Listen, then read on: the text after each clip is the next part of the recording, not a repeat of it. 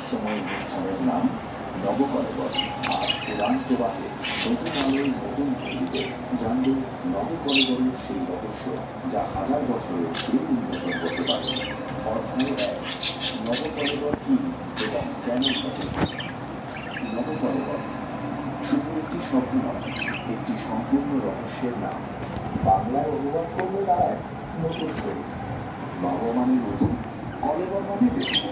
এটি হিন্দু ধর্মের সবচেয়ে রহস্যময়, সবচেয়ে পবিত্র এবং সবচেয়ে গোপনীয় একটি অনুষ্ঠান, যেখানে স্বয়ং ভগবান জগন্নাথ, বলভদ্র, সুভদ্রা এবং ভগবান সুদর্শনের কাঠের বিগ্রহ বা দারু ব্রহ্মকে পরিবর্তন করা হয়, যা গর্ভগৃহে ভগবান জগন্নাথের বাম পাশে স্থাপিত থাকে। এই চারজনের বিগ্রহ সম্পূর্ণভাবে পরিবর্তন করা হয়। কিন্তু প্রশ্ন হল, এই অনুষ্ঠান কখন হয়? প্রতি 12 থেকে 19 বছরে একবার। হিন্দু পঞ্চাঙ্গ অনুযায়ী যখন আষাঢ় মাস পরপর দুবার আসে, যাকে বলা হয় অধিক আষাঢ় মাস বা পুরুষোত্তম মাস, তখনই নবকলেবরের সময় আসে। সর্বশেষ নবকলেবর হয়েছিল 2015 সালে, তার আগে 1996 সালে, তার আগে 1977 সালে। মানে একটি প্রজন্মে একবার বা দুবারই এই অনুষ্ঠান দেখার সৌভাগ্য হয় মানুষের।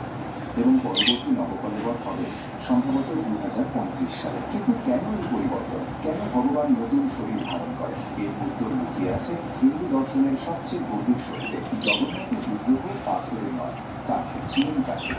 আর এই কাঠ সময়ের সাথে ক্ষয় পায়, দুর্বল হয়ে যায়, ঠিক মানুষের দেহের মতো। আর এখানে লুকিয়ে আছে নবকলেবরের গভীরতম বার্তা। ঈশ্বরের মানুষের মতো জীবনযাপন করেন, কারো দেহ ক্ষয় হয়, কারো মৃত্যু আছে এবং কারো পুনর্জন্ম আছে। ভগবদ্গীতায় স্বয়ং শ্রীকৃষ্ণ বলেছিলেন, বাসাংসি জীর্ণানি যথা বিধায় নবানি গৃহ্ণাতি নরকপরাণী তথা।